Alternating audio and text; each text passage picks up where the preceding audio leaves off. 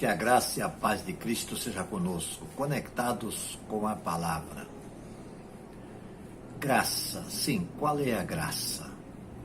Geralmente nós fazemos essa pergunta quando alguém ri da gente por algum motivo. Está rindo de quê?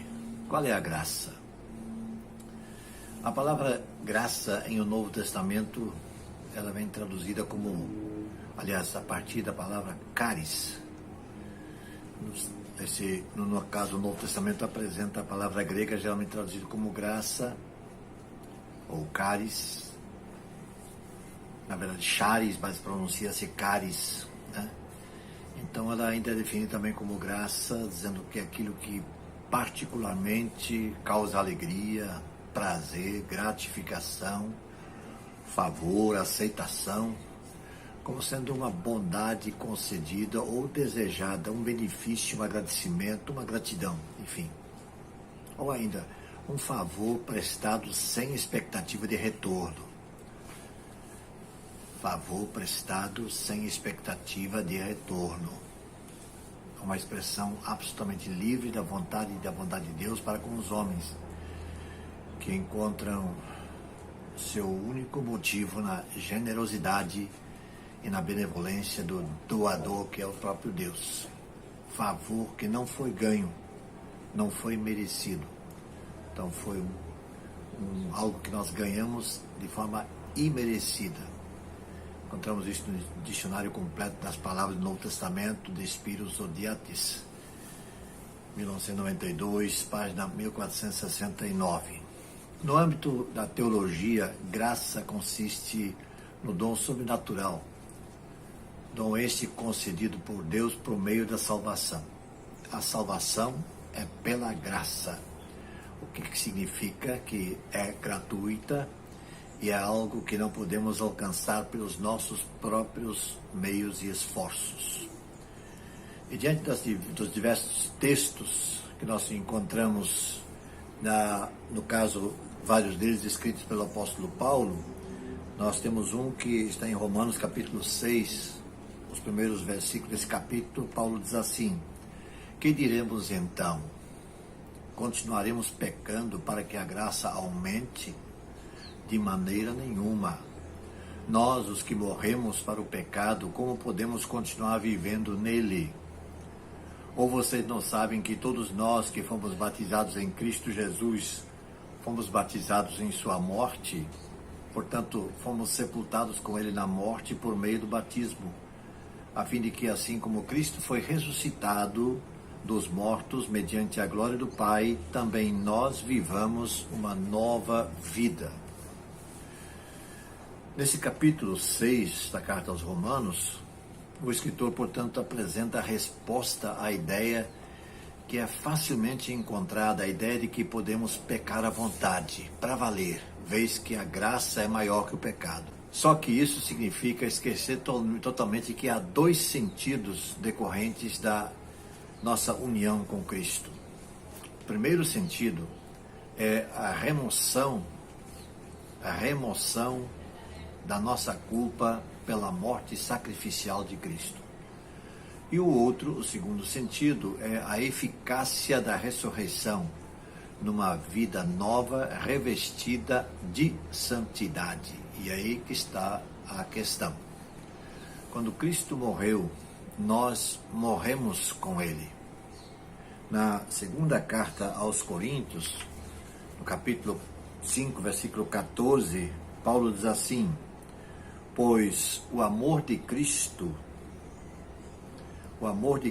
nos constrange, porque somos convencidos de que um morreu por todos, logo todos morreram. O batismo mediante profissão de fé é o selo da nossa participação nessa ressurreição. Um selo que adquire sua validade quando ratificado pela fé.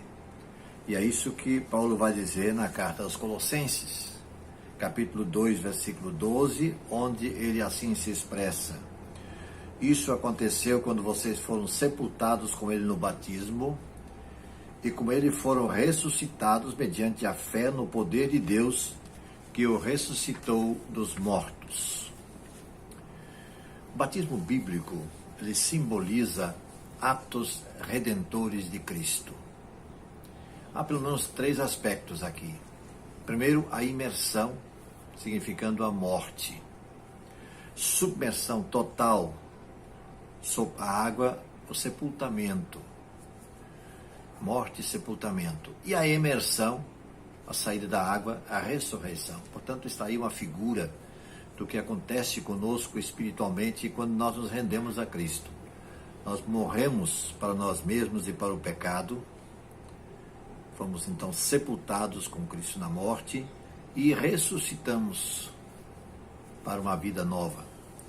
Agora, esses atos todos, eles precisam ser atualizados e autenticados moral e espiritualmente na vida cotidiana do cristão. E certamente é nesse sentido que Paulo lança a pergunta aos seus leitores em Romanos, na carta aos Romanos, seus leitores da igreja em Roma: nós que já morremos para o pecado, podemos continuar vivendo nele? É a pergunta que ele traz. E aos Coríntios, na segunda carta, capítulo 5, 17, Paulo diz: se alguém está em Cristo, nova criatura é, as coisas velhas já passaram, eis que tudo se fez novo. Você já está vivendo essa nova vida? Se já, glória a Deus por isso. Nesse caso, uma pergunta: você tem conseguido vencer a luta contra o estilo de vida que desgraça a sua vida e desagrada a vontade de Deus? A graça é um presente de Deus. A graça que Deus nos dá é esse presente. Mas nós não temos o direito de abusar desse presente. Devemos viver de acordo com a vontade de Deus neste mundo, que é um mundo onde o perigo nos cerca a todo instante.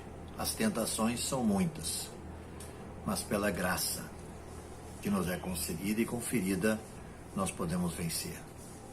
Ele nos dá forças para viver uma vida equilibrada e uma vida digna de aceitação, primeiramente por Deus e também pela sociedade na qual vivemos. Que Deus nos abençoe. Se você puder dar uma paradinha no que está fazendo, vamos orar.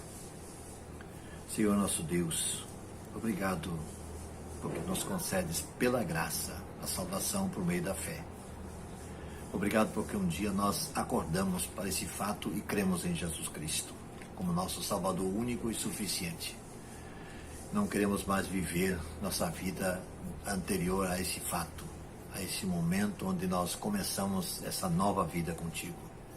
Mas queremos cada dia reforçar e reanimar o nosso caminhar com Cristo. Ajude-nos a ser mais do que vencedores. Oramos em nome de Jesus. Amém.